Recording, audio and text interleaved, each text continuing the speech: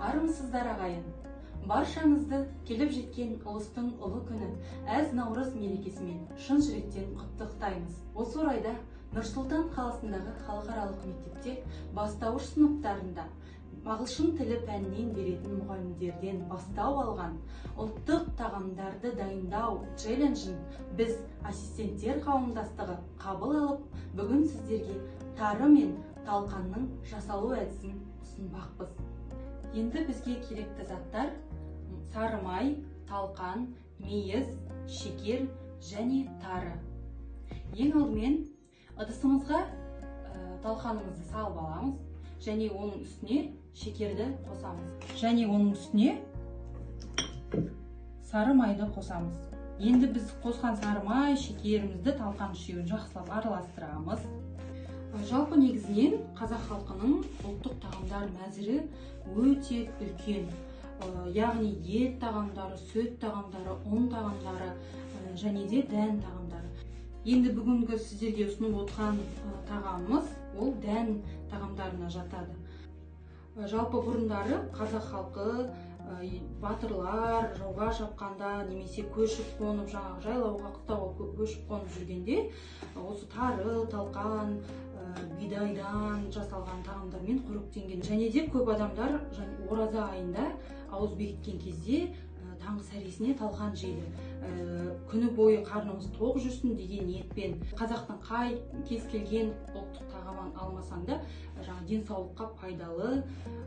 Сол үшін енді біз бұндай ұлттық тағамдарды тек Наурыз мейрамында пайдаланбай, күнделікті өмірде болашақ ұрпаққа насихаттап, дәріптеп отыруымыз керек. Біз міне сары май қосылған және шекер қосылған талқанымызды жақсылап араластырып алдық. Енді келесі кезекте әр елдің салты басқа демекші, бізде оңтүстік өңірде кішкене енді мейіз қосып жасайды, сондықтан мен мейіз қосып жасағанды жөн көрдім. Мейізімізді алдын ала жақсылап жуып аламыз және өздеріңіздің көз мөлшеріңіз бойынша қалағандарыңызша салып жақсылап араластыратын боламыз. Ыдысымыздағы талқанымызды жақсылап нығыздап ыдыста басып қоямыз.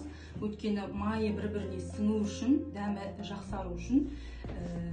Енді келесі кезекте дастарханға ұсынудың бірнеше әдісін көрсеткім келіп отыр. Ол дегеніміз, яғни дайын талқанымызды бірнеше формаға келтіріп, қалыпқа келтіріп, дастарханға әдемі тіске басар ретінде ұсынсаңыздар болады. Ең алдымен міне сықпа түрінде, яғни қолымызға керекті, қажетті мөлшерде алып, сықпа түрінде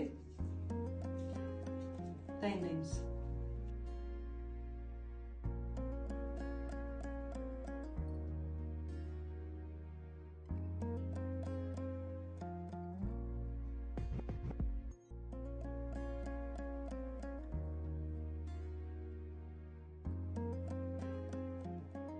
Енді келесі кезекте бізде тарымыздың жасалу әдісі. Тарыны дайындамас бұрын алдын ала жақсылап 2-3 қайтара сумен жуып алып, ыстық қайнап тұрған суға 15-20 минутқа бұқтырып қоямыз. Енді бізде тары дейді, немесе кейбір өңірлерде сөк дейді. Енді біздің бүгінгі жасайтынымыз ол май сөк, яғни сөкпен майымызды араластырамыз. Біз сары маймен тарымызды қазір араластырып жатырмыз. Және де міндетті түрде шекер қосамыз. Тарымызды жақсылап араластырдық. Енді дастарханға ұсына беруге болады.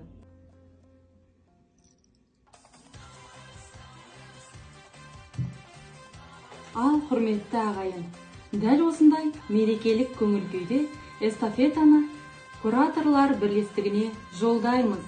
Ұлыс оң болсын, ақ мол болсын.